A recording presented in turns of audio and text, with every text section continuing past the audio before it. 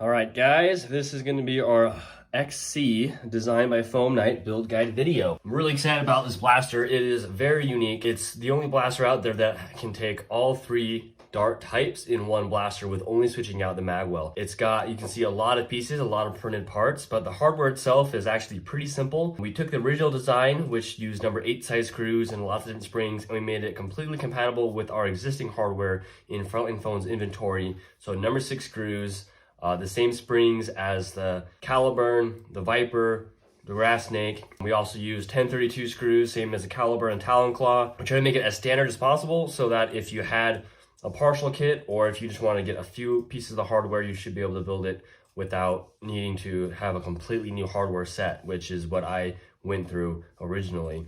You'll notice a few tweaks that I did to the designs, of course, and I've tried to do it with minimal filing. The whole build, I think the first one took me 20 minutes, and since then I could do a whole build in 10 to 15 minutes, but I'm gonna try to walk you through every step along the way in case you have any trouble.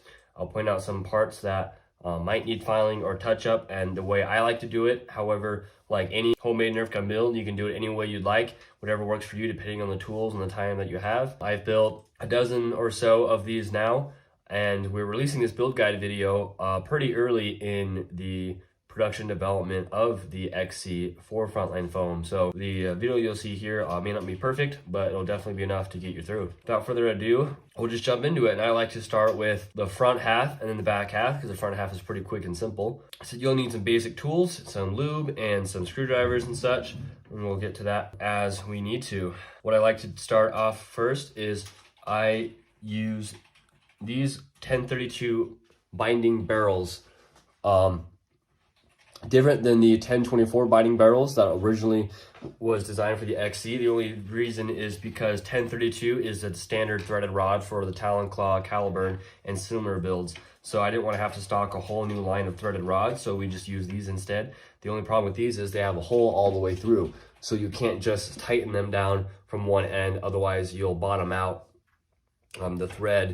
The threaded rod will bottom out and stick out, and you won't be able to screw it on. So what I've done is, like the Spring Thunder, if you're familiar with the build, I just put a drop of super glue on each of the ends of the rods, and that works for me. And I just thread these on halfway. So I've got the threaded rod halfway through the barrel, or the binding barrel. So let's do that real quick. This is really only about the only prep you have to do. A lot of the prints are designed to print without supports, and they print out pretty well. I was able to print the first XC and put it together in one go. I didn't have to reprint any parts. There was some filing involved, and I used original hardware it was designed for, so there wasn't too much difficulty in getting the hardware to work. After tinkering with the hardware and trying to use my own hardware, however, I did have to go back a few times and file some things more, which I have since added as part of the file to add more tolerances. So you should be able to use either Foam Night's original hardware or my own hardware. Like I said, the goal there is to be able to accept a wider range of hardware. So if you don't have all the right springs, your springs are weaker or maybe bigger or smaller, they should work all the same. I was able to build a couple of Foam Nights with a smorgasbord of hardware that I had lying around. That being said, I'd say the modifications do work quite well. Those changes were not fully endorsed by Foam Night, full disclosure, just because, he has the hardware, it works for him. But he said he didn't have a problem with me changing the hardware, so I went ahead and did that to make it easier for us in the Frontline Foam shop. So with all these rods glued on, I will then start by building the front half, which is from the receiver to the handguard front. You can see that I have all the O-rings here individually labeled because they look very similar, and I'm not quite well versed enough to tell them apart just by glancing at them. I'd have to look at the specs or compare them to another O-ring. So I have them individually bagged here. For the front half, we're only really need just a 1-2-1 O-ring. The plunger and the ram use 1-2-3 O-rings. All the rest are just for the Magwells. So that's almost like a sub-assembly. So I'm gonna save that till the very end. So if you wanna skip to that part, if you're building the Magwells, feel free to do that. Hopefully they'll be tagged in the video. So the front half, the only modular segment is the handguard middle, and that takes an O-ring. I like how he designed it, how he's got these grooves on the inside that you can slide your O-rings in. I've seen a lot of designers do that more and more. And as long as you've got enough tolerances in there, the O-ring, like you can see, can pop right in there. You may have to remove some debris.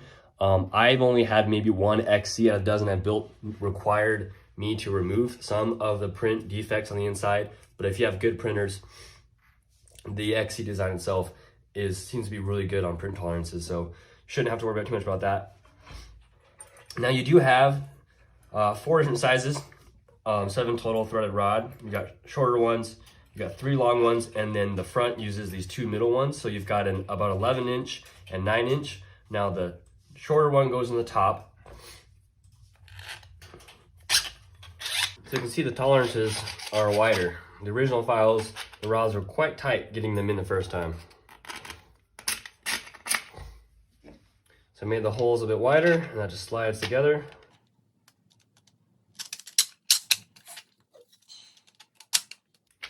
And before you seal it off, remember your pump grip, or you'll have to put the pump on. We'll take the thing apart and then put the pump on.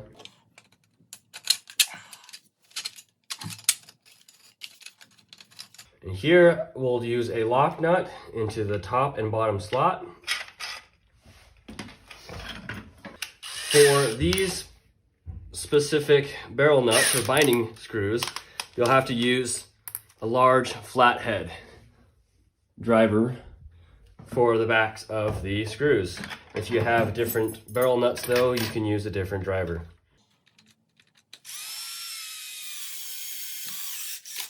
There we go. Now you do a lock nut in the bottom of the receiver.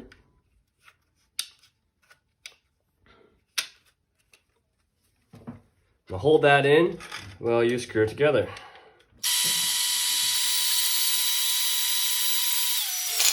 There we go.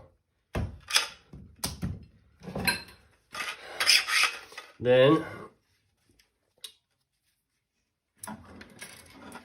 I'll put on the priming bars. They just slide in from the receiver up to the grip with 2 10-32 5/16 screws. They should bite right into the priming bars. The priming bars are threaded for these screws. Now, don't over tighten them or you could risk stripping the threads on the aluminum bars. So just tighten them down so they're kind of a snug hand tight. What you can also do is, if you're worried about having them loosen, you can get some Loctite or some thread lock, some red thread lock or blue.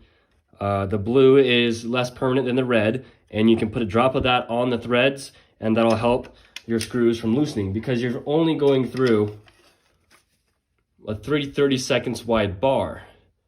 So if you are worried about your screws loosening because there's not a lot of thread there, then you can use some thread lock.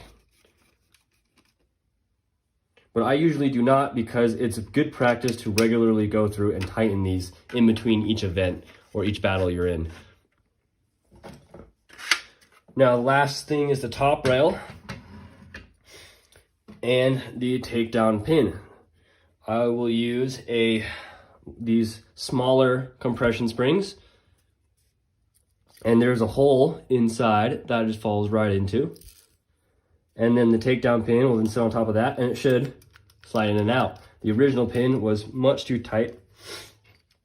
Then I'll use a 3/8, a 632 by 3/8, or you could use a 1/2 inch, as long as it goes through the print.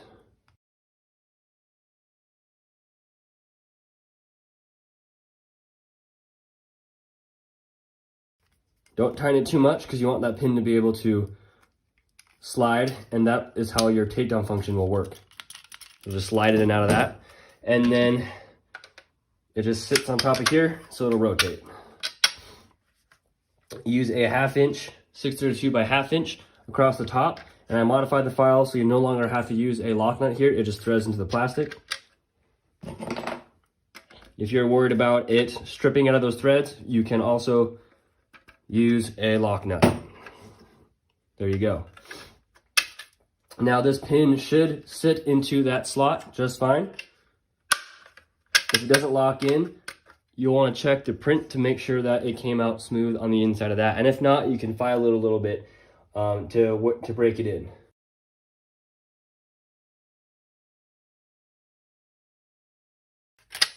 Just file out a little bit, and now you can see the screw, when it lowers, fully resets into that and locks in. So that's the front half. Quick and easy. Now we'll do the rear half, which is a little bit more work, but not too bad. I like to start with the grip segment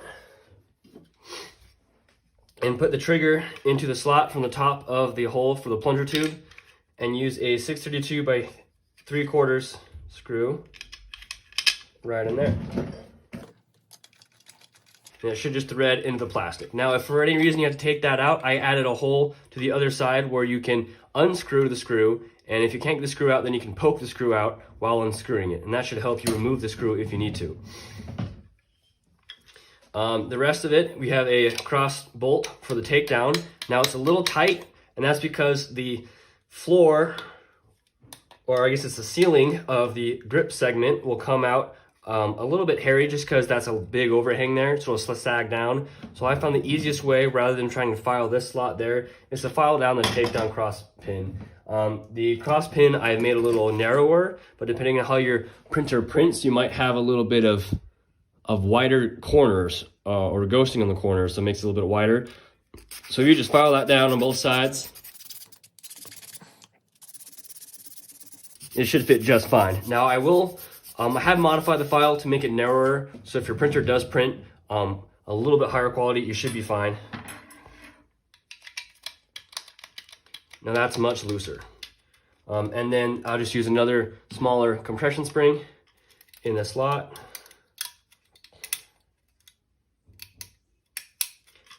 And there you go.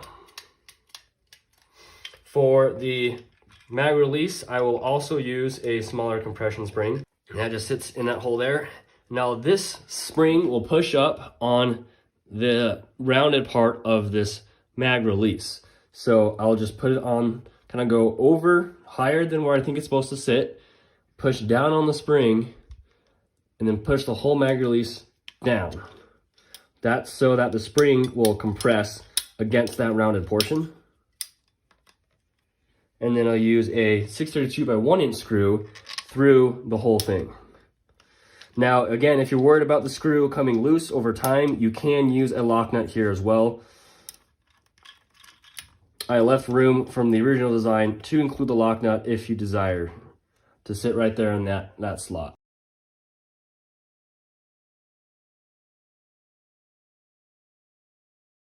Just like that. And then you do notice you do have enough room that it could thread into a lock nut if you chose to use one. I do not find that lock nuts are necessary in such a build. And there you go. So with that done, next I'll move basically to the rest of the back, from front to back, and I will go ahead and do the plunger tube next. So again, this should be the same plunger tube as a caliburn if you use the modified files. I like to put some lubricant on the plunger tube. Just like that, to put the plunger and the ram together.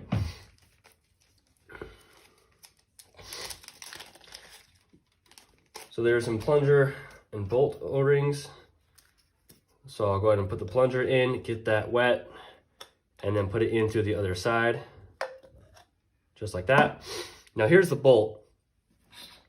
The bolt uses two 632 lock nuts.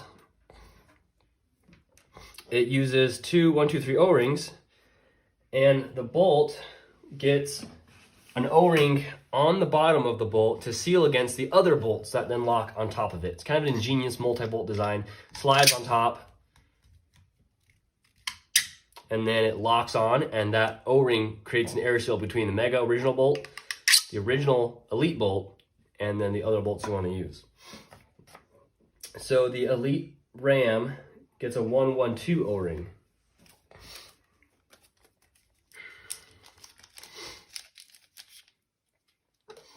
And that O-ring just goes onto the groove on the bolt. The two other O-rings, the 1, 2, 3 O-rings, I like to put them on the ram itself, or the bolt, and then I put one on top, just sitting there. I use the bumper plate and push it together, and then I twist it to the right, push it together, and then twist it to lock it. And you can feel it twist into place.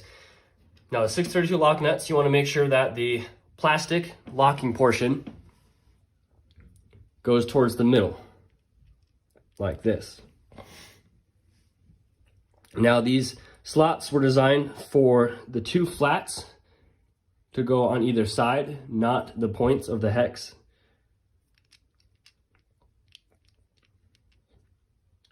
And they should fit nice and tight. I modified the files so that the 632 lock nuts fit in almost perfectly for a nice push fit. There's one. There's two. Here's another quick tip about assembling the bolt. Don't forget your shock pad. Your shock pad will help cushion the impact from the plunger in the blaster and help prolong the life of your blaster. Also, don't forget to lubricate your small O-ring here because this will seal against your rival and your mega bolt. That's it for the plunger and bolt setup. Super easy. And that just slides in the grip segment. And it's a little bit tight fit, so push it in all the way. Beautiful. And if you pull the bolt out all the way and rotate it, you'll have the lock nuts line up. And it'll fall right into place.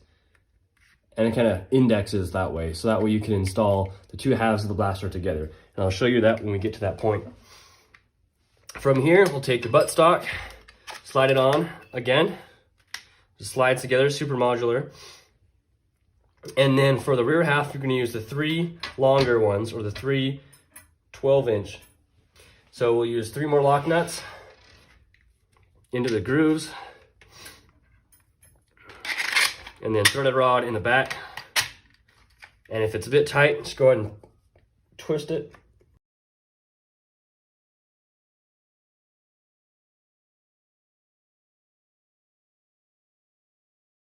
Go ahead and do the other 2.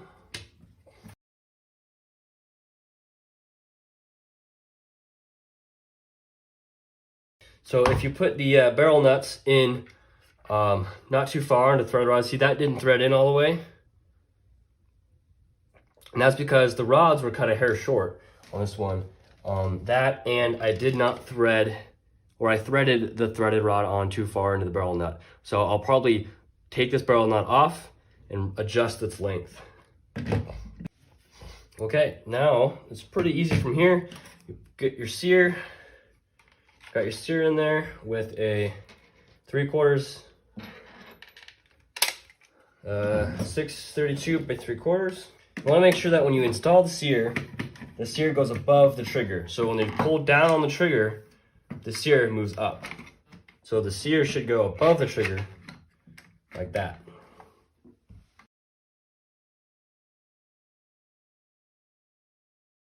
And from here, I like to do the stock rear, stock front. You want to slide these onto each other. They can be a really tight fit sometimes, depending on how your printer came out. So you might have to tap them gently with a mallet. I'm gonna try to get these on with my hands. You can see how it's kind of tight. I'm gonna grab a mallet real quick. Just a couple of gentle taps. You don't want to hit it too hard. You could risk cracking the parts. There we go. Should line up nice and smooth. Then this grip will get a spring for the sear into that small slot right there. And then that just slides on, lining up the 2 pegs with the bottom of the sear. And then I'll go ahead and use 1/2-inch screws.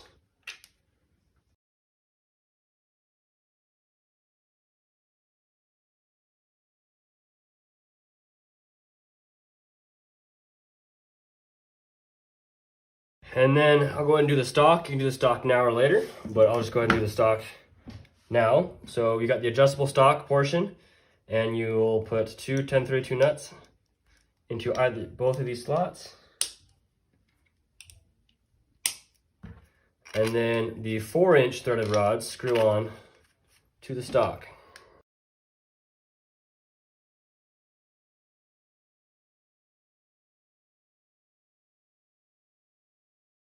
And then these adjustable stock spacers go on. I am personally not 100% sure what the purpose of these are. I know the original designer, had these. If they're tight, depending on your elephant's foot, you just kind of slide them around and they'll eventually loosen up on you. You should just slide right on. These prints came out with a bit of an elephant's foot, so it might be a bit of a tight fit. There we go. So there's your stock. Now, to get the adjustable stock wheel portion, you'll take your adjustable stock wheel with a 632 hex head, and that'll just sit right into that wheel. And that'll go through the A stock stop.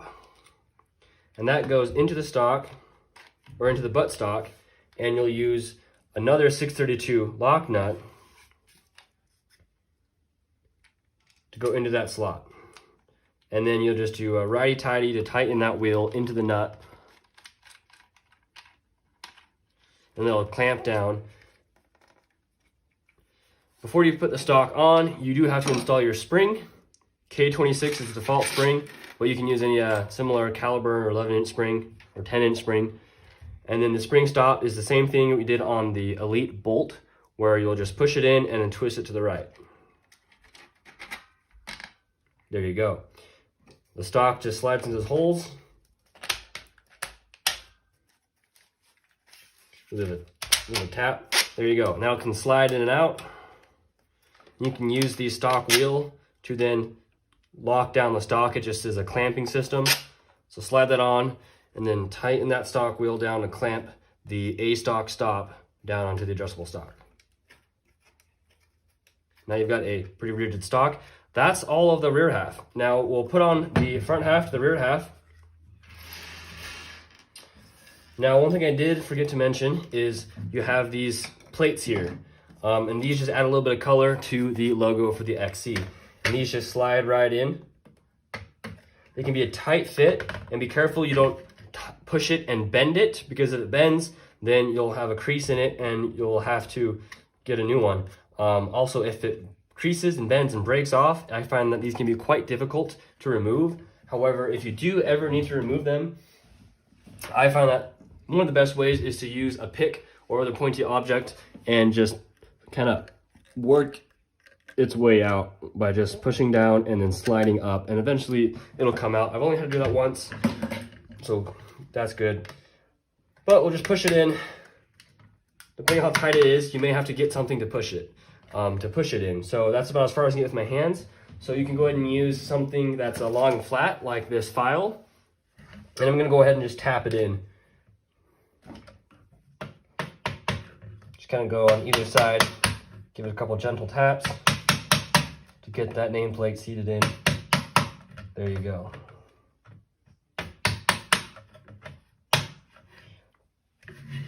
And that's that. And then you do that for the other side.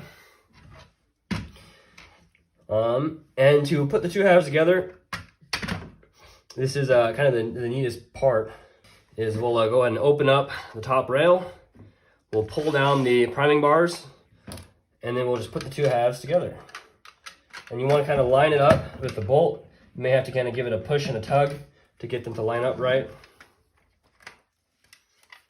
Maybe do like one side at a time. So I got one side in, I'll flip it over, get the other side, and then push down on the pump to get those bars seated. And then use a 632 by 3/8 flat head screw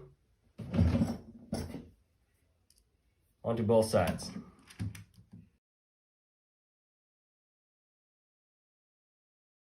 You'll want to use your 632 by 3/8 flat head here, so your screw heads do not poke out past the plunger tube.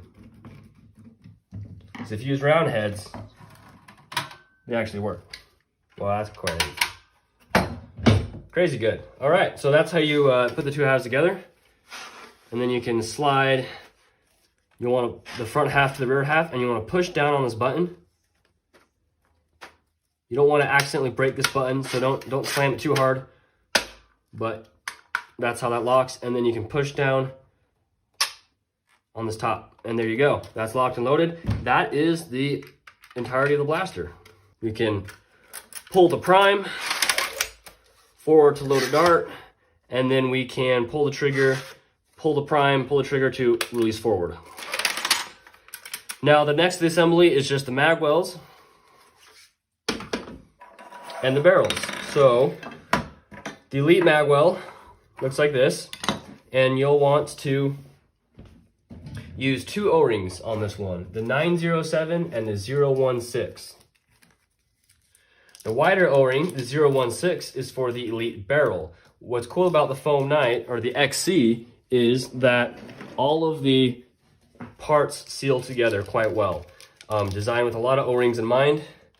And so the Elite barrel will seal against the magwell, and the magwell will then seal against the bolt, so everything is a closed, sealed system. For that to happen, it uses O-rings. So you'll take the 016, or the wider one, and put it into the slot of the magwell. It can be a bit tricky, depending on how big your fingers are. If you push down on one side, you can kind of get the whole thing in, and then you can pull it back out. You can use your pinkies or a pick, whatever fits. Which popped out on me. Same thing as before, you might have some debris you have to clear out. This one looks pretty good. Now with all the O-rings on the bolt, the ram base, or the bolt base, the bolt and the plunger, and the one up front, and these 2 here, is I would lubricate them. Now the other O-ring, the 907, goes in the magwell side, the side where the magazine would go into.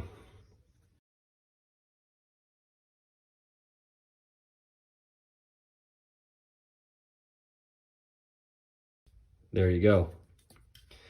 Then for the magwell release, and this releases your Elite magwell from the blaster, I'll just do a full length, large, wider compression spring. And that's because I find that you don't need as much force on this button. And if you have a lot of force on it, it can be harder to push because you have to push the button in and pull down. So I like to use a weaker spring on this one, and then use one of your magwell releases, and it slides right in place. And then go ahead and use another 3/8 screw into that hole.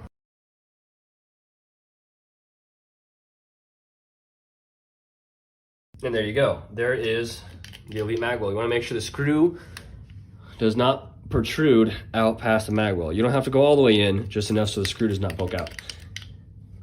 And there you go. Now for the rival mag release, it's a little more complicated because you have a ball that's in there.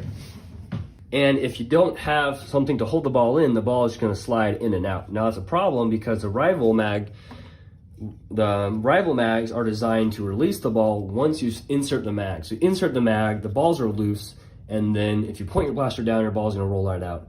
Or it could roll back into your blaster. So the Elite magwell has a rival mag release, and it has detents for the ball. And those are assembled pretty easily. You just have a retention pin and a retention lever. Now, if you're looking at it as I am now, you want your lever to be facing this way and your pin to have the chamfered edge facing this way.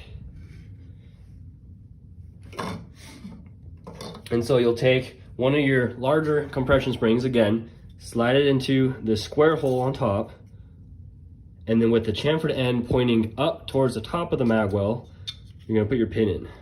It should slide in fairly easily. And if it doesn't, you're gonna have to file it. So this one had a little bit of a defect in the print, just a small artifact. So I'm gonna use my pick, and I'm gonna pop out the pin. See, it's really stiff in there. And then I can see that there's a defect on this side here that I'm just gonna file that to make it a little flatter. And it should slide in. It could be the elephant's foot as well, so we'll see how it fits now. Oh, that was totally fine. Yeah, so it's just the artifact. And then use another 3/8 screw. Again, you don't have to tighten it down all the way, just enough so that the head pokes down into the body, so it doesn't protrude past the body. And there you go, the pin should move, not too much force. And that pin will get pushed down by the bolt and the ball. When the bolt travels through, it'll just push down that button. So it kind of keeps the ball from sliding forward. And then same thing with this lever in the back. Now those get pushed down by the rival bolt. So we'll take another wider compression spring. It fits right into that slot. Now this spring does not push against this flat part. The spring pushes against this angled portion on the bottom. So it'll be pushing right there. You'll just have to put that angled spot on top of the spring and then push down to line up the holes, and then we'll use a 1/2" screw, 1/2" 632 to tighten it down. So we'll line those holes up, hold it down, and we'll use the 632 by 1/2" to cinch it together.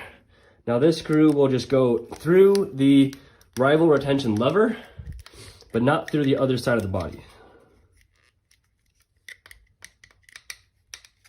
So that's the screw just acts as a pivot. So there you go. There is your rival retention lever. That keeps the balls from rolling backwards. Lastly, you've got your rival mag release. This just releases the rival mag. We will use a 632 by 1/2" screw. Again, it just drives into the lever here. You don't have to tighten it very much, just enough so that the screw bites into the mag release. And then for the rival mag release spring, we'll use 2 more 3/8, and I'll just put one just like this. One into the Magwell, and then one into the mag release through the hole in the spring, the loop in the spring. And there you go. It's that easy. And then the retention, the Magwell release is the same as the Elite with a wide compression spring, the Magwell release, and a 3/8 screw.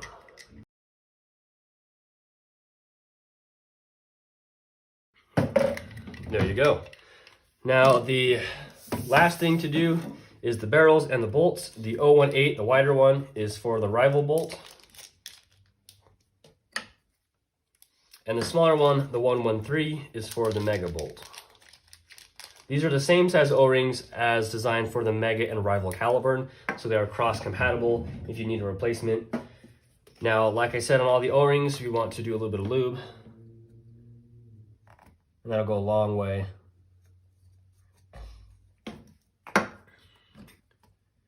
A little bit of lube goes a long way to help the function, especially when you have O-rings rubbing against plastic and such. Every O-ring gets a little bit of love. So the last thing we'll want to do is assemble our barrels. The barrels each have a muzzle that just slides under the barrel. Then you use a 632 hex nut, put it into that slot, and then put a flathead screw down to tighten it against the barrel to hold the muzzle onto the barrel. And same thing with the Elite one. Now to swap the barrels, for rival, it's just the rival muzzle, just the blank dummy muzzle. Pull up on this tab, slide out the top rail, push down on the cross bolt, and slide the 2 halves apart. And then you can put in your bolt. And it'll twist and lock into place. Just like that. And that's it for the rival. Similar thing for the Mega and the Elite. However, for the Mega and the Elite, you have to put in the Magwell first. So I would prime the blaster, put in the Magwell, and then put in the barrel. The Elite barrel has this guide to help keep it centered inside the front half of the blaster. And there you go. Now for a Mega,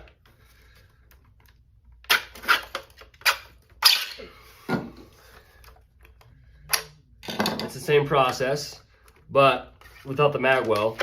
So you can just do your bolt and then barrel.